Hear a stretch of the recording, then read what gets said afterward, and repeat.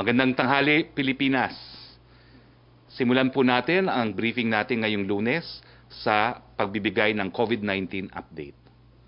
Pumalo na po sa mahigit 30,000, 30,052 ang bilang ng kaso ng COVID-19 sa Pilipinas. Patuloy naman po na ang pagtaas ng bilang ng mga gumagaling. Kahapon may naiulat na 243 recoveries. Ang sumatotal ngayon ay meron na po tayong 7,893 recoveries. Nananatili naman mababa ang mga binawian ng buhay ng dahil sa virus. May 19 ang naiulat na namatay kahapon. Ang sumatotal po ay 1,169 deaths. Ang mga sumusunod na infographic ang magpapaliwanag kung bakit tumaas ang mga bilang ng COVID-19 sa ating bansa at magpapatunay naman po na tayo po ay nag-i-improve pagdating dito sa laban sa COVID-19. Tignan po natin itong epidemic curve na adjusted for late reporting. Makikita nyo po dito na ang mga kaso po, bagamat bahaglang tumataas sa pamamagitan po ng tinatawag na 7-day average, at ito po yung green line, pababa na po ngayon. No?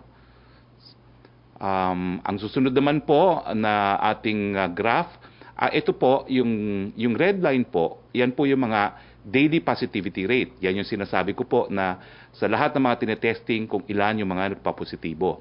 At yung blue line naman po ay yung mga number of tests na nagagawa natin. So makikita nyo po na ang number of tests ay tumataas, mahigit 10,000, pero ang ating positivity rate po ay nasa 5%. 5 lamang po sa 100 na tinetesting ang positibo sa COVID. Ito po yung deaths over time. At makikita nyo po dun sa pulang linya na malinaw naman po na pababa po yung mga namamatay, no? Over time. At patuloy pa rin pong bumababa. Bagamat kahapon meron pong bahagyang pagtaas.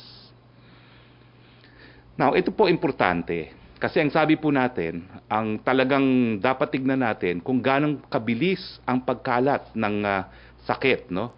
Yung tinatawag na case doubling rate. Now, dalawang linya po ang dapat tignan ninyo rito.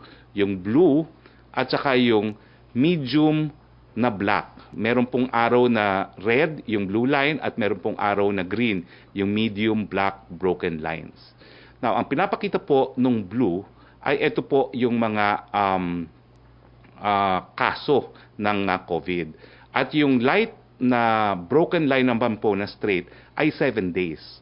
So makikita po ninyo na yung blue line ngayon at saka yung 7-day doubling time ay nagtutugma na po. Nagkaroon na sila ng meeting. Ibig sabihin, nationally po, ang ating case doubling rate ay 7 days.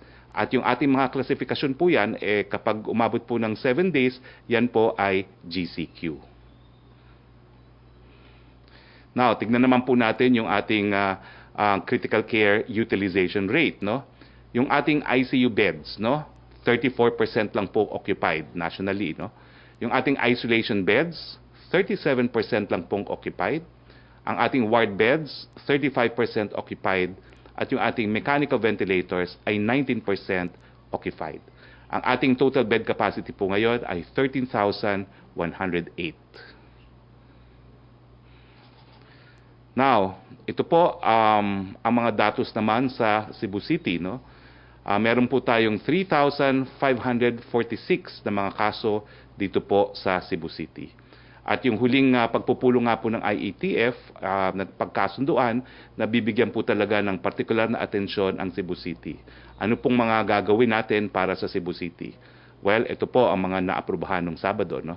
Unang-una po, magkakaroon po ng evaluation ng NTF, no? Ng ground level response ng Cebu City LGUs for 1 week starting today, 22 June 2020. Maglalagay din po ang NTF ng Emergency Operation Center at magde-designate po tayo ng isang Visayas Deputy Implementer for Region 7 and the entire Visayas. Now, ang tanong po, bagamat ang ating 7-day, ang ating case doubling rate po ay 7 days. Ang ating case utilization rate ay nasa 35%. Yung critical care utilization rate natin ay nasa 35%. At nakikita naman natin na yung mortality natin ay bumababa. Pero ang totoo po, syempre yung suma total ng mga nagkakasakit ay tumataas. Hindi naman po nakakapagtaka ito. Bakit po? No? Ang pagtaas ng kaso ng COVID-19 ay hindi lang po sa Pilipinas. Ayon sa World Health Organization, at i-quote po sila, no? The world is in a new and dangerous phase. The pandemic is accelerating. More than 150,000 new cases of COVID-19 were reported to WHO last June 18, 2020, the most in a single day so far. Kaya nananawagan ako muli sa ngalan ng ating presidente sa ating mga kababayan, magsuot ng face mask or face shield, practice social distancing, maghugas ng mga kamay, gumamit ng mga disinfectant, manatili sa bahay at laging maging homeliners kung wala namang mahalagang gagawin sa labas ng bahay. Nandiyan pa rin po ang virus at habang walang bakuna at gamot, huwag magkakampante po. May mga pumuna po sa ating strategiya ng IATF na ilagay ang buong Luzon sa ilalim ng Enhanced Community Quarantine o ECQ noong Marso. May nagsabi, it did more harm than good daw, lalo na raw sa larangan ekonomiya. Overkill daw ang IATF solution, tinawag pang militaristic. Takot daw po ang pinairal ng IATF. Isang pananaw lang po yan at ito ay aming nirerespeto. Ngunit may ibang pananaw naman po ang nagsasabing ito po ay nakabuti sa buong bansa. Mismong ang World Bank, ayon kay Secretary of Finance Carlos Dominguez, sa kanyang pagpupulong sa mga opisyal nito, ang nagsabing pinuri ng World Bank si Presidente Rodrigo Roa Duterte dahil 100,000 buhay ang nailigtas dahil sa decisiveness ng Pangulo. Kung hindi daw tayo nag-lockdown, nung tayo nag-lockdown, 100,000 na po dapat daw ang namatay.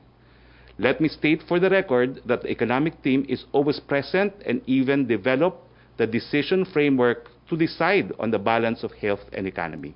There was a careful decision-making process that was undertaken to decide on the ECQ and GCQ movement. Totoo na maraming Pilipino ang nawalan ng trabaho dahil nagsara ang maraming negosyo. Nangyari po yan sa buong daigdig. Kaya nga po binigyan ng prioridad ng pamahalaan ang pagbibigay ng Social Amelioration Program ng DSWD, yung ayuda, no? Yung Small Business Wage Subsidy para sa small and medium enterprises, at saka yung COVID-19 Adjustment Measures Program ng DOLE at Finance Subsidy to Rice Farmers ng DA at iba pang mga ayuda. Pangalawa, ayon po sa Singapore-based Toluna Black Box Index of Global Crisis Perceptions, na una ninyong narinig sa briefing na ito, ang index score ng Pilipinas sa COVID-19 response ay may mas mataas po ang ating grado kumpara sa Australia, Germany, USA, UK, Mexico, Italy, Thailand, Iran, France, and Japan. Siguro naman po, sang-ayon sa survey, hindi po nagkamali ang inyong IATF at ang ating Pangulo. Pangatlo, mahigit 8 sa 10 Pilipino or 84% ang nagsabi ang strict stay-at-home measures are worth it para maprotektahan ang mamamayan at makontrol ang pagkalat ng coronavirus. So naghusga na po ang taong bayan. Tama daw po ang ginawa nating lockout. Hindi tulad ng mga ibang bansa sa ating populasyon na 109 million, we have limited deaths of around 1,000. Karamihan ng mga Pilipino na mismo ang nagsabi sang-ayon sila sa lockdown na ipinatupad ng gobyerno. Again, let me put on record that conservatism is important at this point of pandemic because lives matter and as the SW survey shows, people agree at staying at home. Hindi po takot ang ginamit. Siyensya po, mga datos na nagligtas ng libu-libong buhay. Our efforts are showing results. Sa ngayon, maraming bahagi ng Pilipinas ay nasa GCQ or sa mas relax na MGCQ. Sa tulong ng Kongreso, ang administrasyon ay nagtatrabaho na maipasa ang isang recovery program na magbibigay suporta sa mga SMEs at mga manggagawa. Kasama na rito ang Cash for Work Program, Emergency Subsidy, Wage Subsidy, Credit Guarantee, Low Interest and Subsidized Loans, and Loan Guarantees. Tulad ng nabanggit ni Secretary Tugade, pumunta naman po tayo sa ibang usaping transportasyon.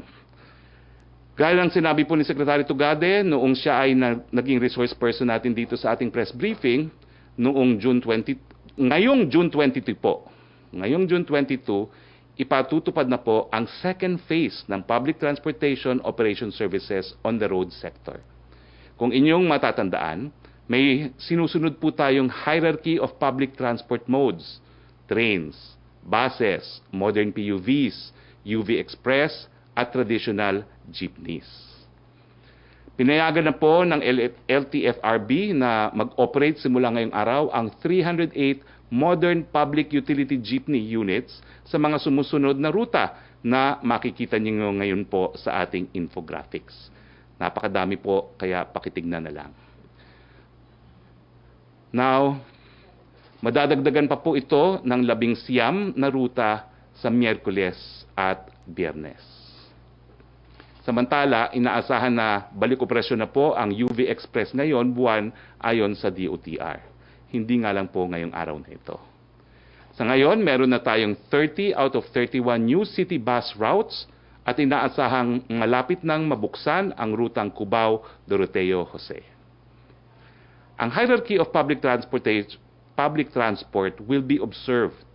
Una natin gagamitin ang mga modern PUVs, pagkatapos ang UV Express, pagkatapos ang traditional jeepney. Hihintayin ang full deployment ng modern PUVs bago ang UV Express. Once fully deployed at kulang pa rin ang supply, we will consider deploying traditional jeepneys.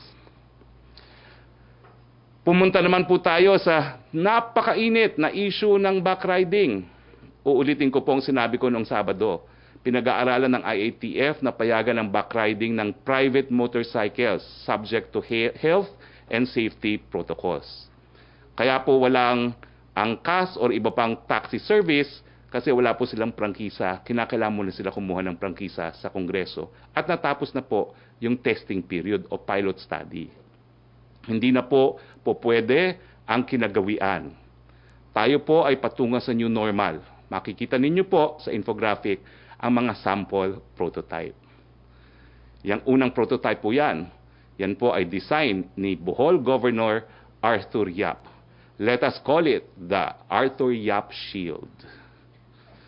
Ang next po ay, wala na pala, hindi nyo na pinakita yung iba. Sayang, akala ko papakita nyo lahat, no? Hindi po kasali rito yung mga motorcycle taxis, gaya na aking sinabi, sa kadahilanan na na-expire na po ang pilot study noong Abril. Isunumite naman po ng DOTR ang kanilang rekomendasyon sa mababang kapulungan. Hintayin na lang po natin ang magiging desisyon ng ating mga mambabatas. Tungkol naman po sa operasyon ng mga provincial buses, masusi pa pong pinag-aaralan ng LTFRB at ng IATF alinsunod sa guidelines na inilabas ng IATF COVID Shield. Kasama sa pinag-aaralan ay kung paano maipatutupad ang social distancing at contact tracing, pati na rin ang koordinasyon sa LGUs kung sakaling balik operasyon na ang mga provincial buses. Sa ngayon po, wala pang provincial buses. Mag-report naman po tayo ngayon tungkol dito sa second tranche ng Social Amelioration Programs, ayuda. Meron na po tayong 1.3 million na 4-piece beneficiaries. 1.3 million ng 4-piece beneficiaries with cash cards sa mga ECQ areas ang nakatanggap ng second tranche ng SAP ayon po sa DSWD. Nabigyan na rin po ang waitlisted beneficiaries sa Baguio City at Benguet. Nagkaroon naman ng payout sa La Union kahapon. Inaasahan po na karamihan po ng mga pag-transfer sa electronic means ng second tranche ng ayuda ay gagawin itong linggong ito. Dito po nagtatapos ang ating presentasyon at pumunta na po tayo sa mga tanong ng ating mga kasama dito sa Malacañang Press Corps. Unahin naman po natin si Joyce Balancio ng ABS-CBN. Yes, good afternoon, Secretary. Follow-up lang po dun sa sinabi po ninyo na yung case doubling rate natin ngayon, nationwide nasa 7 days from, I believe before, nabanggit nyo 10 days lang po yon. And yung care utilization rate natin nasa 35%. Given these numbers, do we expect na mas luluwag pa po yung community quarantine natin after June 30, especially when you also said before, ang NCR nasa borderline tayo ng MGCQ. Bigger chances na ba na makagraduate na tayo sa MGCQ after June 30? Hindi ko pa po alam kasi hindi pa tapos ang datos, no? At marami pa naman pong aaraw ang lilipas pa, no, bago matapos ang buwan nito. Pero ang tinitignan po talaga natin yung case doubling rate. Dapat yan 7 para po maging GCQ at least, no? At tinitignan din natin yung critical care capacity, no? Hayaan niyo po, patuloy pong binabantayan natin ang datos, no? Pero ulitin ko lang po, siyensya at datos po ang magdedetermine kung tayo po ay pupunta sa MGCQ or babalik sa MECQ. On public transportation, Secretary, ang Ibon Foundation, meron po silang statement na expressing concern dito po sa paggamit ng modernized jeepneys. Ang sabi po nila ay open-air traditional jeeps are likely safer than air-conditioned modernized jeepneys kasi may possible exposure daw po ang mga pasahero sa airborne coronavirus infection. May mga pag-aaral daw po kasi na kapag enclosed spaces at yung mga small cough droplets pwede daw magstay on air itong virus particles, especially kapag poorly ventilated ang isang lugar. Hindi ko po alam kung anong kwalifikasyon ng Ibon para magbigay ng ganitong conclusion, no? Pero ang ordinaryong mamamayan po, alam naman na pagharapan talaga ang upuan, talaga namang mas mataas yung tsansa na magkahawahan kaysa yung lahat ay nakaharap sa isang direksyon lamang. Pero gaya ng aking sinabi po sa ating briefing kanina, no, may hierarchy po tayo ng public transport at nasa baba po ang mga jeepneys. Kung kulang naman po ang supply ng bus, ng modern jeepney, ikukonsidera naman po natin ang paggamit ng mga jeepneys. At sa mga probinsya nga po, may mga ilang probinsya na gumagamit ng jeepneys kasi wala talagang mga bus sa mga lugar na yan. Kumbaga na pag-aralan naman po na maigi na safe naman pong gamitin ng ating mga commuter itong modernized jeepneys despite yung mga ganitong napupunan ng ibang grupo. Opo, kasi nakaupo lang sila sa isang direksyon, no? Lahat nakaharap lamang at merong social distancing. Para rin po yung bus. Last na lang po for me, Secretary, kanina lang po sa Laging Handa public briefing, na-interview po si PhilHealth President Ricardo Morales and sabi po niya premature para po magkaroon ng meeting with President Rodrigo Duterte without any solution at hand. He also denied na meron pong 154 billion na pondo na nawawala sa ahensya at wala daw pong sindikato sa loob ng PhilHealth na engaged sa defrauding activities. What can you say about this, Secretary? Iwan na lang po natin yan at hayaan na natin ang taong bayan maghusga at bahala na po si Presidente dyan sa isyong yan. But will you still push through with the meeting with the President and the PhilHealth President Morales, Secretary? Well, ngayong alam kong ayaw na niya makipag-meeting, siguro yung mga gusto lang makipag-meeting sa loob ng PhilHealth ang makikipag-meeting kay Presidente. Thank you, Joyce. Yusek Roque. Thank you, sir.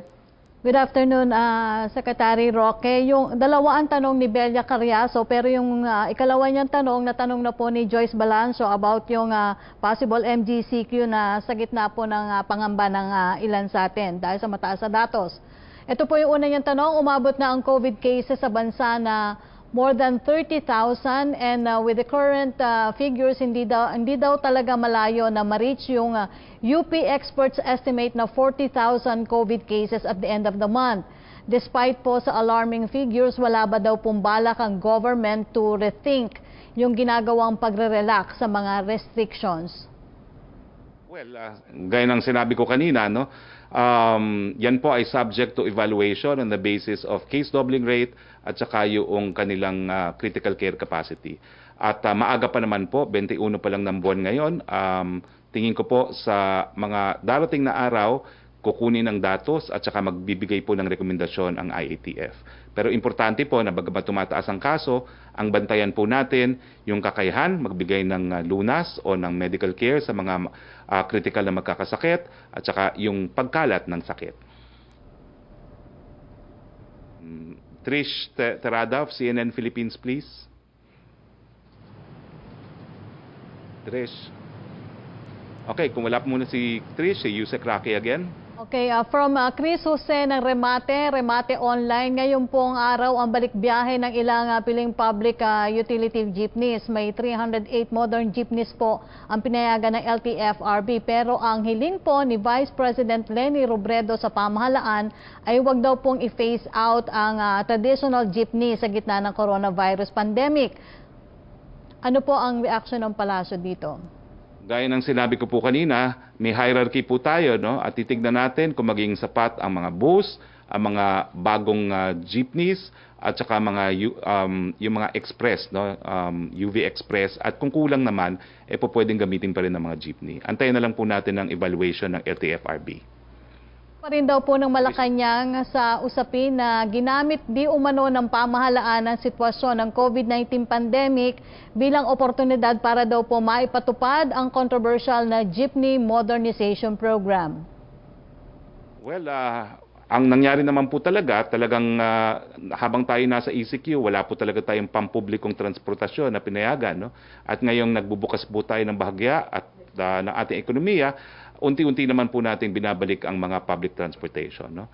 Ang siguro naging desisyon dahil makakabuti ang Jeepney Modernization Program, ipatupad ngayon na tayo po ay bahagyang pinapayagan ang mga iba't ibang klaseng public transportation na bumiyahe muli. Trish Tirada. Good afternoon po. Sir, today po yung ika-100 day na sisimula nung unang inimplementa po yung quarantine measure sa Metro Manila at ika-100 day naman po pagdating ng Wednesday sa Luzon-wide quarantine. So hingi lang po kami ng assessment. Ano po yung tingin ng gobyerno na naging magandang nangyari po? I think nabanggit nyo na po yung kanina sa opening statement nyo. Pero sir, at this point, we would also want to know saan po kaya yung points for improvement pa and bakit daw po hindi pa na-achieve natin yung goal na completely ma-flatten yung curve? Yung sa una mong tanong, sang-ayon nga doon sa obserbasyon ng mga taga-World Bank kay Secretary Dominguez, we probably saved 99,000 lives dahil mahigit kumulang 1,000 pa lang ang namamatay dito sa ating bayan. Ikumpara nyo po yan sa Estados Unidos, sa Spain, sa Italy, talagang makikita nyo naman po na napakadaming buhay ang nasalba dahil sa ating ECQ. No? Pangalawang tanong mo ay Trish, ano yung pangalawang tanong mo? Yes, sir. Yung points for improvement, ano pa yung nakikita po na pwede natin gawin, especially hanggang ngayon po, bakit daw po hindi pa naka-flatten yung curve? Well, sa totoo lang po, no, nagagalak din tayo na bumababa yung mga namamatay. Ibig sabihin, dumadami yung mga gumagaling. So parang naging mas mahusay tayo sa pag-aalaga ng mga nagkakasakit na ng COVID-19. Siyempre, ang gusto nating makita, zero transmission. Pero malayo pa po tayo doon dahil napakadaming ang kaso na nare-report every day. So ang ating pakiusap, dahil wala naman po talagang gamot dyan, wala pang bakuna, manatiling malusog, manatiling malinis, social distancing, pagsuot po ng mga masks. Sir, saan po kaya nagkakaroon ng problema kung bakit hindi pa po natin naaabot yung pag-flatten ng curve after about 90 days? And kumbaga sa pagsunod po ba to or sa implementation, where does the IATF see the problem lying po? Well, maraming mga dahilan yan, no? Pero isa na dapat talaga nating aminin ay yung population density. No? So maraming lugar sa atin na talaga napakahirap mag-social distancing dahil kulang talagang espasyo. No? Kung titignan nyo yung mga bansa na zero transmission yan, New Zealand, kakaunti lang populasyon nila, malaki ang kanilang lupa. No? Hindi po ganyan ang kaso ng Pilipinas. Pero, ganun pa man, haharapin po natin ang paghamon at alam ko naman mga Pilipino, pag nahamon, talaga namang gagawin nila ang lahat ng magagawa nila, lalong-lalo na kung ang nakasalalay dito ay buhay nila at ng kanilang mga mahal sa buhay. Kaya po natin to. Secretary, on the 25th, mag-expire na po yung Bayanihan Hilas 1 Act. I understand, tama po ba, magpapatawag pa po ba or hindi na po magpapatawag ng special session for either extension or para po doon naman sa bagong batas po? Well, gaya ng nasabi ko na po sa mga nauna nating press briefing, nakikipag-ugnayan po ang ating Department of Finance at ang economic team natin sa parehong kapulungan ng Kongreso para po plantsahin yung isang stimulus package at saka yung renewal ng emergency powers. Pag naman po na-plantsa yan, wala naman pong problema ang pagtawag ng special session, lalong-lalo na po pwedeng maging virtual sessions of Congress naman po yan. Secretary, very short lang po, one last. So, bali po sir, after June 25, magkakaroon pa po ba ng final report si President sa Monday or yung ngayong Monday na po yung magiging huling report ng Pangulo to the Congress? Magkakaroon pa po ng final report after the 25th. Thank you, Trish. Thank you po. Yusek Roque. Thank you, sir. Opo, tanong mula kay Same Denilla ng Business Mirror, pero natanong na po ni Trish yung tungkol sa apela dun sa Bayanihan to Hulil as one law na possible extension. Ito po yung follow-up naman niya sa inyo, Secretary, kung may schedule na daw po yung meeting ni President, yung possible meeting. Ni Presidente, mamaya po siya po ay maghahanda ng kanyang talumpati sa taong bayan natin at may ilang mga miyembro po ng gabinete at ang IATF ang mapapasama rito. Pero itong linggo po ay 36 ASEAN Summit, no? So ito po ay talagang a big event for all the countries of ASEAN at magaganap po itong linggong ito. So busy po si Presidente sa ASEAN Summit itong linggong ito at meron pa po siyang schedule na bibigyan niyang pugay yung mga nagbuwis ng buhay sa laban sa mga terorista sa Mindanao po. So, Secretary, wala pa pong schedule daw ng meeting ni President Duterte with PhilHealth officials? Wala pa po, wala pa. At mumungkahi ko lang naman po yan. Dahil ngayong ayaw naman ni President Morales makipagpulong, siguro ayaw na rin ni Presidente, no? Opo, huling tanong ni Sam, may authorization na po kayang inilabas si President Duterte for PITC to import rice? Sinigurado ko po, wala pa pong authorization. Thank you, Yusek. Si Maricel Halili ng TV5, please. Hi sir, magandang hapon po. Sir, about po dun sa Balik Probinsya and Hatid Tulong program. So far sir, do you see any lapses on the part of the government agencies implementing these programs considering na yung mga local officials po sa Eastern Visayas expressed concern because of yung mga cases ng COVID dun sa area nila na allegedly nanggaling daw po doon sa mga programa na yon. I understand that the government is planning to review the program, but what will happen to these programs habang ongoing po yung review? I know that Balik Probinsya is now suspended, but how about the Hatid Tulong? Okay, tatlo kasi po yan eh. Hatid probinsya ng mga OFW, hatid tulong para sa mga stranded individuals, at balik probinsya na programa po ng gobyerno na sinimulan po ni Senator Bongo. Siguro po wala namang lapses. Ang meron po tayo, kakulangan ng testing kits, no? Napakadami po kasi mga OFWs na umuwi. Sang-ayon sa huling ulat po ni Secretary Bello, mahigit kumulang 54,000 na mula nung Mayo ang mga nakauwing mga OFWs. Naubos po o talagang sila po ang gumagamit ng mga testing kits natin na PCR at hindi naman tayo pumapayag na rapid test kits lamang, no? So, pero itong mga darating na panahon nga po, sabi ni Secretary Galvez, dumating na yung binili natin na kung hindi ako nagkakamali, 8 million, no, na testing kits, no, o parating pa lamang. At pag dumating nito, mabibigyan na po natin ng lahat ng uuwi sa kanilang mga probinsya ng PCR tests. Pero tingin ko naman po hindi lapse yan. Kung hindi, talagang napakadami lang po talaga ng mga umuuwing mga OFWs dahil hindi naman natin inaasahan na napakarami talagang mawawalan din ng trabaho sa abroad. So, ibig sabihin po, sir, kumbaga magkakaroon tayo ng bagong protocol na lahat ng mga magiging part ng programs na to mag-undergo ng RT-PCR test. Opo, yan ang ating gustong mangyari. Dahil nga po sa kakulangan, yung mga stranded individuals, pinakuha lang ng mga health certificates at pagdating dun sa lugar na uuwian nila, kung mayroong PCR tests capability, ipi-PCR sila at kung wala naman, 14-day quarantine. Wala naman pong masama dun sa 14-day quarantine dahil kapag ikaw ay meron talagang sakit, basta ikaw mag-quarantine, gagaling ka naman po kung hindi naman seryoso yan at hindi ka na makakahawa matapos po yung 14-day quarantine.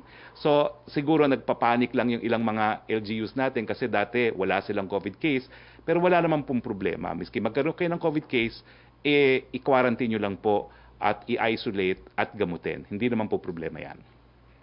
Sir, yun pong mga OFWs na nakasama po dun sa mga death sa Saudi Arabia. I understand 50 of them died because of COVID. And wala na raw pong plano yung government na ibalik dito, so ipapalibing na sa Saudi. But what's the plan of the government pagdating po doon sa pamilya noong 50 OFWs? Siyempre po kung ano yung dapat maibigay sa kanila, yung mga OWA benefits, sisiguran po natin na makukuha nung 50 ililibing na po sa Saudi Arabia. Alam niyo po, iba talaga ang protocol sa Saudi Arabia dahil ibang pananampalataya nila. No? Dito sa Pilipinas, diretso po tayo sa cremation, no? Kapag COVID. Wala pong cremation ata sa mga Muslim na mga bansa, kaya kinakailangan ilibing. Pero yung mga iba po na po pwedeng maiuwi, magcha-charter po ang gobyerno ng 3 eroplano para maiuwi yung 200 plus na mga labi ng ating mga kababayan. Sir, panghuli na lang po, when do we expect po na maibabalik yung mga natitira po na labi? And ano po yung naging reason bakit po naipon yung ganun kadami sa Saudi?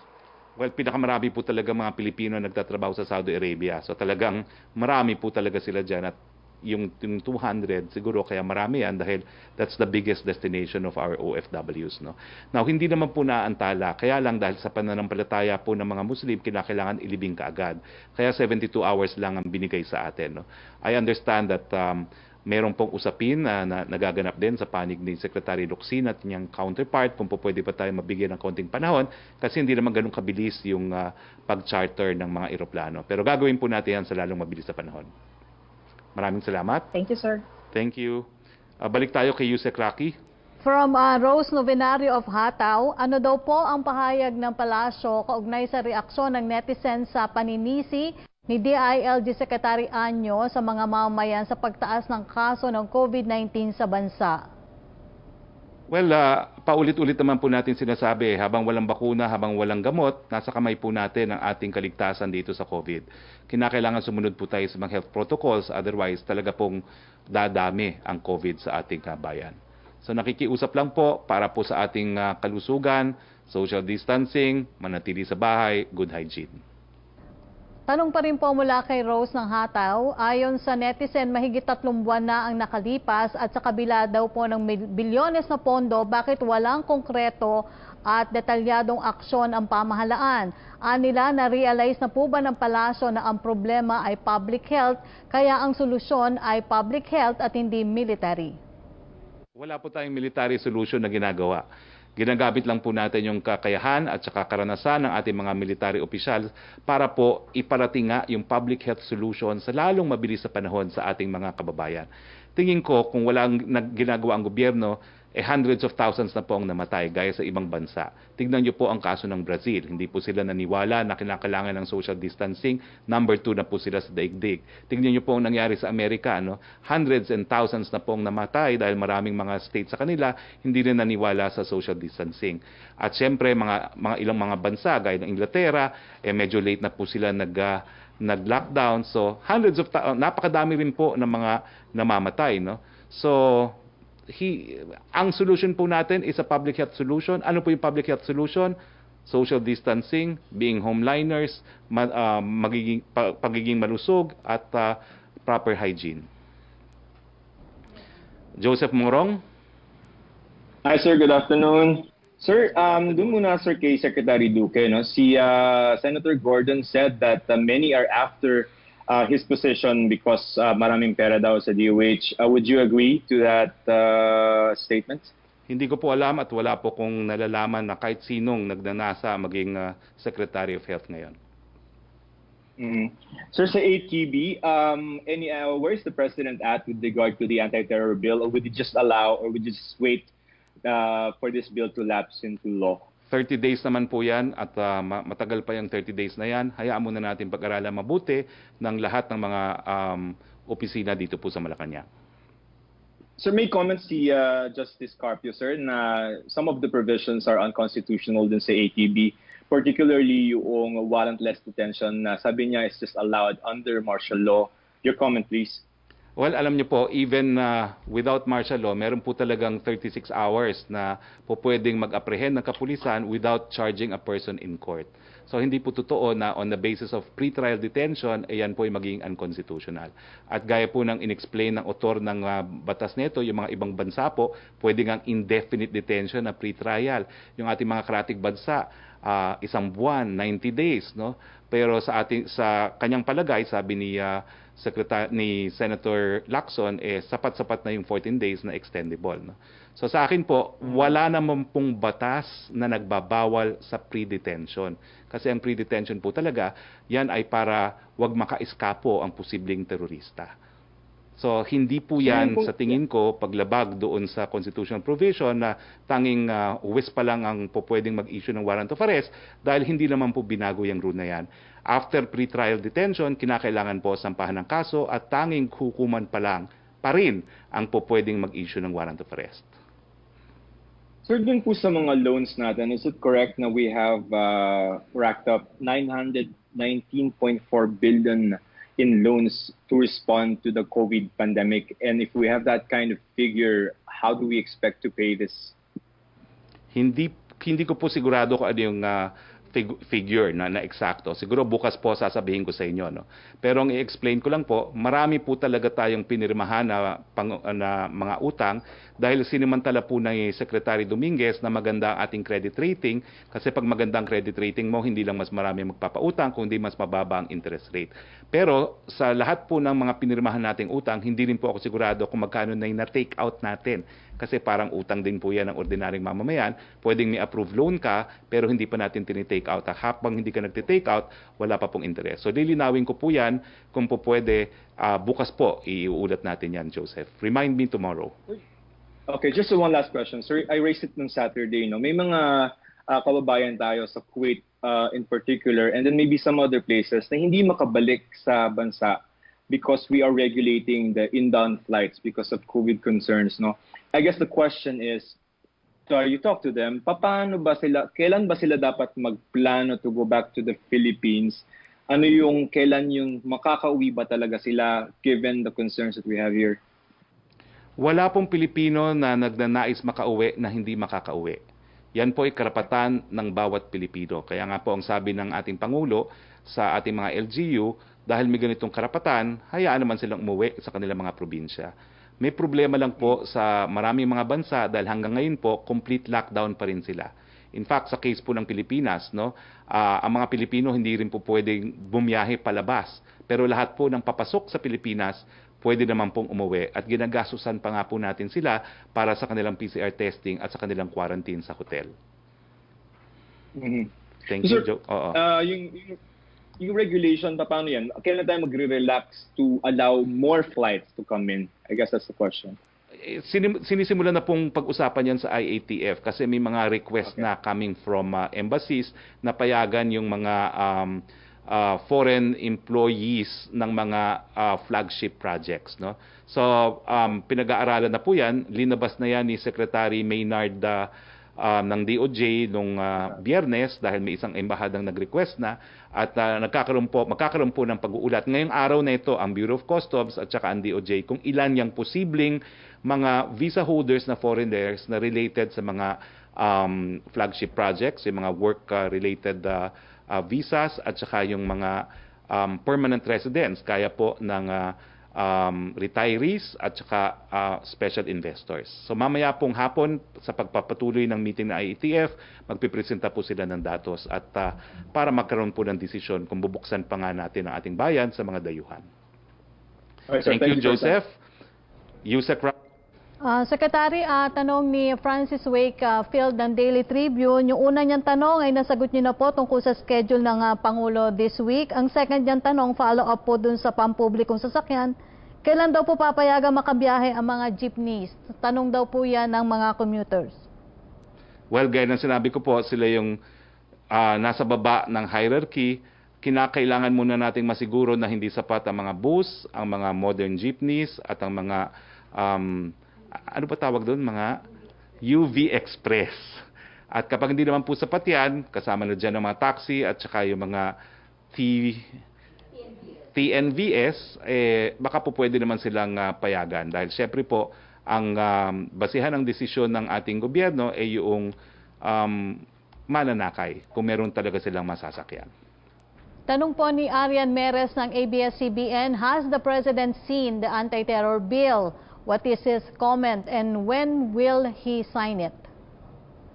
Hindi ko po alam kung talagang nabasa na niya na buong buo, no? Kasi inaantay po natin yung mga inputs, no? Ang alam ko po, nagsubmit na ng inputs ang DOJ. Mamaya po siguro tatanungin ko si Deputy Executive Secretary for Legal Affairs, no? Kung naisumitin na rin niya yung kanyang memorandum. Si Secretary Sal Panelo nakapag-submit na po ng kanyang memorandum, no? So, tingin ko po, by now, by this week, maipipresenta na ang bill itself at ang mga rekomendasyon ng ibang ahensya kay Presidente. Ang second pong tanong ni Arian, have you talked to General Morales? Hindi po. Well, dati po. In fact, just for the information of the public, nung bago po siya, binigyan pa namin siya ng briefing. Ginawa pa po namin yan sa isang sports club sa Makati. At matapos po yung meeting na yon, marami pong pagtatawag dahil binigay namin sa kanya yung datos sa tingin namin kung ano yung mga dapat reviewin. Tapos po yung kinailangan na ng dokumento ng para dun sa dialysis scam na pumayag na po si Prosecutor General na tayo na mag-draft ng complaint affidavit, kinuusap po rin sila. At yun po yung sinabi niya na hindi po pwedeng ibigay dahil sa internet privacy. No? Pero sa ngayon po, ang huling pag-uusap po namin ay yung tungkol doon sa increased premiums po ng mga OFWs. Kung saan napagkasunduan po, nasang-ayon din po ang sa instruction ng Presidente gawing voluntaryo yung pagbabayad. Pero lately po, hindi. Last question po ni Arian, has the IITF approved the guidelines set by the Philippine Sports Commission for golf clubs? Well, ang inaantay po natin ay yung guidelines para sa kabubuan po ng mga golf clubs. No? Ang pinapayagan pa lang ay ang golf. Tapos kung kayo ay nasa MGCQ, bahagya yung restaurant up to 30%. No? At yung ilang mga non-contact sports na nasusunod sa sports club po pwede na. Pero yung kabuuang pulisiya, wala pa po. Okay, kay Melo Acuña naman tayo. Magandang araw po, Secretary. Magandang araw. Yes, Hope you had a wonderful Father's Day. I had. Inyo po bang i-require dun sa mga makabagong jeep na gumamit ng high-efficiency particulate arrestance filters? Ito po yung nag-aalis ng mga virus at bacteria na ginagamit sa eroplano. Yaman din lamang at ito ang ginagamit ngayon ng ating land transport. Ano pong tawag doon? HEPA filters. Ito po yung high-efficiency particulate arrestance filters.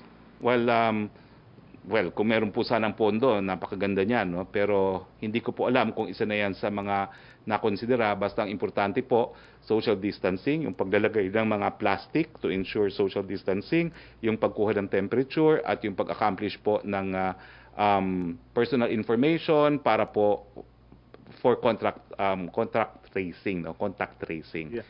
So, Opo. hindi ko po alam kung gagamitin talaga sa mga jeepney, no? At saka sa mga modern jeepney at saka sa mga bus. Pero kung may pondo, bakit hindi, no? Pero tatanungin ko po ang DOTR. Opo, salamat po. Sa pagkakaroon po ng physical distancing sa mga tren at pagkakaroon ng bus to augment the services of our trains, hindi po kaya apektado yung viability ng operasyon ng tren? Hindi po kaya malugi ang pamahalaan sa pagpapatakbo ng mga ito? Wala po tayong choice. Malugit hindi. Kung walang sasakyan, kinakailangan i-operate, pero hindi naman po pwedeng i-operate sa isang pamamaraan na ikamamatay ng taong bayan. Again, we have Opo. chosen health over finance, no, or economics. Opo. Salamat po. Isang tanong na lang. May agenda na po ba si Pangulong Duterte para sa ASEAN sa Biyernes? Madami pong pag-uusapan. In fact, madaming pagpupulong. And nandun po ako. Hindi ko alam kung natutuwa ako o hindi. Pero babasahin ko lang po sa inyo ang ilan sa mga schedule sa Friday. Meron pong opening ceremony ng 36th ASEAN Summit. Meron pong ASEAN Leaders Special Session on Women's Empowerment. Merong ASEAN Leaders Interface with representatives of ASEAN Interparliamentary Assembly. Merong ASEAN Leaders Interface with representatives of ASEAN Youth. ASEAN Leaders Interface with representatives of ASEAN Business Advisory Council. Tapos po magkakaroon po ng press conference ang chair ng 36 ASEAN Summit. It will take the whole day po of Friday. So it's a full schedule po for the President on Friday. Mag-uulat po kaya si Pangulong Duterte tungkol sa kanyang performance as chair sa ASEAN-China Dialogue? Well, siguro po kabahagi po nung mga binasa kong mga schedule. Pero wala pong special session para sa pag-uulat on his chairmanship of China-related matters. No? Siguro po papasok po yan doon sa meeting mismo ng mga heads of state of ASEAN. Salamat po, Secretary. Thank you. Thank you. Thank you po. Balik po tayo kay Yusek Roque. From Secretary from Reyna Tolentino ng Manila Times, is there a chance for SAP-3 for those most affected and those who have been laid off? Kung hindi po SAP, marami po talaga tayong binubuong packages, no, na kinakailangan din natin ng suporta ng Kongreso. No? Ito po yung stimulus package. No? At ang pagkakaintindi ko po kay Secretary Dominguez, minimum po dyan ay yung mga cash payouts, no? Yung mga work for cash, no? Na kinakailangan talaga nating ibigay dahil marami talagang nawalan po ng trabaho. Huwag po kayong mag-alala, yan po ang priority. Ang second question niya, Dole has said that more workers will lose their jobs. Ano daw pong assistance can government give to the unemployed?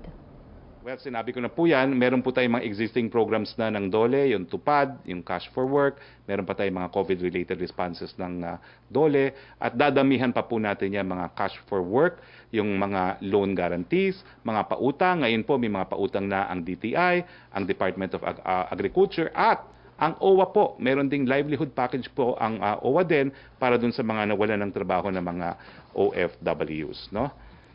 At saka, okay, next question po. Mula naman kay Joe Montemayor ng Malaya, any comment daw po or reaction on the pronouncement of Senator Gordon that the complaints and criticism against Department of Health Secretary Duque and PhilHealth at this time could mean that someone daw po is or are aspiring for the key positions in these agencies?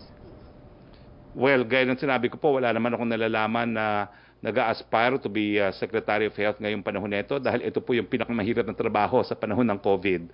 So parang kahit gano'n kang ambisyoso, napakahirap namang ambisyonan yung ganyang kahirap na trabaho. No? At pagdating naman po sa PhilHealth, well, sinasabi po ni General Morales, interested daw po ako. Demotion po yan, I'm not interested.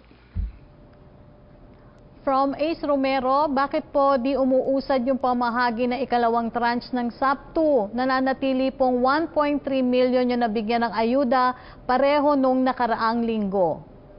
Well, inaayos lang po yung issue ng duplication of beneficiaries. No? Yan po ang nagpapatagal, pero gaya ng sinabi namin noon pa, dahil automated po ang paglipat ngayon ng mga pondo, it will take only 2 days. So, pag matapos na po itong proseso na tinatawag nilang deduplication, mapapabilis na po ang proseso. Ang tanong naman ni Randy Caniego ng Dabig C News Radio, bakit nauna pa pong nakapasada ang modern jeep kaysa sa mga old jeep sa Manila? Makakabalik pa kaya sila ngayong binigay na ang ruta sa mga modern jeep? Paraan po ba ito upang ma-phase out na daw po ang jeep? Sasabihin ko po uli, no?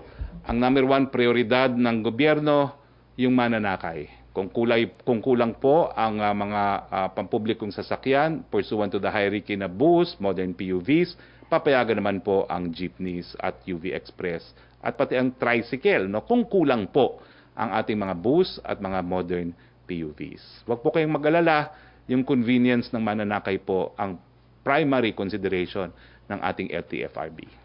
Secretary, may pahabol pong tanong si Jonah Villaviray. Na-mention nyo daw po that IATF will talk about allowing foreigners who are working for flagship projects to enter the country. What flagship project is that? And or which embassy made that request? Siguro hindi ko naman muna po sasabihin which embassy, no? Pero marami po kasi talagang nagre-request at marami talagang mga foreign nationals na mga contractors ang related po sa mga flagship projects natin. Yung mga malakihang mga proyekto po, lalong-lalo na yung mga foreign ang kanilang mga contractors. Pero hindi po pwede kasi magkaroon ng desisyon para sa isang nationality lamang dahil meron tayong equal protection clause, no? So kung gagawa po ng pulisiya, bagamat isang embahadang nag-request, kinakailangan equally applicable po yon sa lahat ng mga dayuhan sa ating bayan. Opo. Secretary, pahabol po ni Ace Romero, kung sapat na po yung transport, ibig sabihin po ba hindi na makakabiyahe ang traditional jeepneys? Tingin ko po, no, kung sapat, no, pero ina-assess nga po ng LTFRB kung magiging sapat kung aalisin ang mga traditional jeepneys. Ayan, Secretary, yan na po yung ating mga nakuhang tanong sa ating mga kasamahan sa media ngayong araw na ito. Meron pang second question, no? 52. Joseph, baka meron kang additional questions. It's only 12:52. Kaya ko pang I'm still tiisin ang here, sir. gutom ko. Hi, sir. Meron ka pang extra question? Very good, sir. Sir, clarification doon sa angkas. These are two things, no? Two populations yan. Isang angkas, yung ride-hailing service, and then yung mga nag-aangkas ng mga ordinaryo nating mga kababayan. Tama ba yung ang narinig ko kanina na yung pinag-aaralan ay yung backriding of private individuals? But as far as the ride-hailing service is concerned, angkas, yun yung medyo out of the question because they need a franchise. Tama, sir? Tama po yan, no? Hindi po, well, unfortunately, angkas is a ride service, no? Ride-sharing service. So, ang ginagamit ko na ngayon, backriding, para hindi ma-confuse. Talagang private backriding lang po ang kinukonsidera, pero hindi po tayo babalik dun sa nakaugalian natin. Kinakailangan po merong mga safety at saka hygienic contraptions at innovations na gagamitin. Hindi po pwedeng as is where is na nakikibackriding lang. Gaya nitong dinesign ni Governor Yap, the Yap contraption, no? Tapos mayroon pa pong iba yan eh. Sana pinakita natin yung proposal na angkas, bagamat hindi na nga po pwedeng angkas dahil wala silang prangkisa. Kasi meron pang dalawang proposal dyan. Wala ka bang picture dyan? Meron kasi yung sa angkas din na proposal nila, bagamat hindi pa sila po pwedeng ma-allow dahil wala nga silang prangkisa.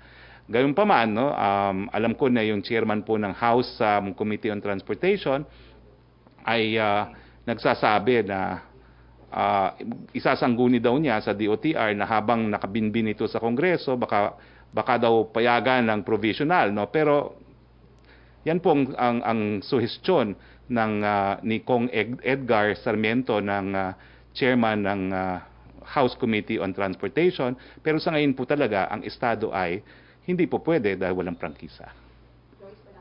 Okay, Joyce so Balan, yung yes. natin yung mga mag-aasawa. Sir, last na lang, and then kasi si Joyce Go is ahead. also online. Kasi may oras pa naman tayo. Yes, so yung provincial buses. I speak because I'm Ayun. a provincial. Wait. Can we show first, Joseph, ito yung mga backriding contraptions Okay. na sinasabi pa natin, no?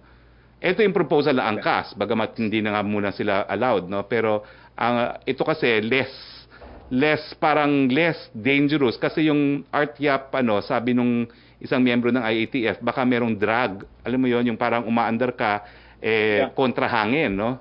So safety. So ito mukhang mas practical ito. Ito parang ito yung magugustuhan ni presidente kasi ayaw niyang nakahakap yung mga babae sa angkas riders, no? Meron lang strap na nakasuot doon sa driver at saka merong divider.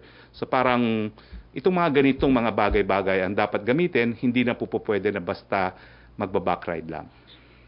Yes, sir, bibilhin o pwedeng yung mga tao na lang yung gumawa? Tignan po natin, wala pang ang disenyo na pag-aagrihan, kaya nga po ang technical working group ng IATF ay magkakaroon muna ng final guidelines bago po ma-implement yung backriding. Okay? So last, sa provincial bus, paano? Parang walang kinabukasan? Ay, alam mo kasi nakasalalay din po yan doon sa estado ng quarantine na applicable sa mga area eh. Kasi syempre, pag inalaw mo ng provincial buses, magkakaroon talaga ng cross-border movements na, no? I could see na Siguro kung papayagan yan, it will be dun sa mga lugar muna na mabababa ang kaso, yung MGCQ area, no? Pero hindi pa po pwede siguro yung mga GCQ to MGCQ kasi maraming quarantine restrictions na i-impose pa rin. Oh, sir, thank you for you, that. Joseph. Si Joyce naman. Huling hirit kay Yes, sir. Joyce. Yes, sir. Pahabol lang din po. Opo, any updates, sir, dun sa fund source for transistor radios? Kasi last week nabanggit nga po ni Pangulong Duterte na at the end of last week ay maghahanap siya ng fund source for this. Well, wala pa po akong bagong developments pero hindi po problema yan dahil allowed naman po talaga ang realignment of funds within the executive branch of government. Okay? Okay. And sir, one last na lang din po. A month before opening of classes, si Vice President Robredo uma-appeal or nagre-recommend na baka pwedeng i-move pa daw itong August 24 kasi as per Department of Education, hindi pa daw po ready ang lahat to implement itong blended learning. Well, as far as the actual date of classes, may batas po yan, no? We have to comply with the law, which is the last week of August, no? Unless Congress will pass a law, no? Providing that we could open on a later date. Okay, Yeah, last sir. question Thank you thank you, Joyce. Si last question from you, Roque. Secretary, from Vance Fernandez ng Police Files DZRJ, may nahuli na naman po nagsasabong sa Cebu in which involved daw po ang pulis na kasama nagsasabong. Sila dapat ang sumusunod sa batas. Sa palagay niyo po, dapat na bang bigyan ng mas mabigat na parusa para hindi maulit ang mga ganitong pangyayari? Alam niyo, kilala ko po si Secretary Anyo. Sibak na naman po yan. Kung yan, pulis na yan ay active duty. Asahan niyo po yan. Asahan niyo po yan na gaya ng sikat ng araw sa umaga, sisibakin po yan ni Secretary Anyo. Okay? So, yung bago po matapos ang briefing, kinukwento ko lang po sa ating mga televiewers na galing po sa Simbahang Katoliko, meron pong patron laban sa pandemya, ka-apelido ko po si San Roque o si Saint Roche. Lahat po ng mga lugar na kanyang binisita na may pandemya tulad ng Italia at Alemanya ay himalang napapagaling ang mga tao. Liban po siguro sa pagtutulungan, pagdasal po natin ang ating bansa at ang buong mundo, anuman ang ating relihiyon na malampasan natin ang COVID-19. Iiwan ko sa inyo ang isang panalangin mula sa mga awit 103, purihin mo ang Panginoon o kaluluwa ko, at lahat ng nasa loob ko ay magpupuri sa kanyang banal na pangalan. Sa ngalan po ng inyong Presidente Rodrigo Roa Duterte, ito po inyong Spox Harry Roque, nagpapaalala, mag-ingat po tayong lahat sa COVID, wala pang bakuna, keep safe. Magandang hapon po sa inyong lahat.